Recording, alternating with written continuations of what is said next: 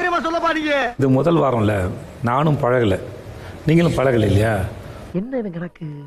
முதல் வாரம் யாராவது ஒருத்தர் அனுப்புறதுங்கிறது எனக்குமே அது ரொம்ப கஷ்டமானது. ஆனால் வேறு வழி இல்லை. பில்டப் கல்யாணி பாட்டில் நிஜமாவே இது திறந்துட்டா சொல்லிட்டு அதோட முடிச்சிடும். இவன் வேற என்னை ரொம்ப டார்ச்சர் பண்றான்டா. அப்சரா, கலை, நீங்கள் 2 பேரும் சேவ்.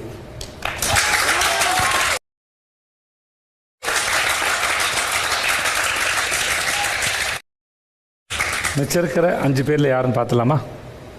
என்னடா ரொம்ப பயமுறுத்துறீங்க. ஆ,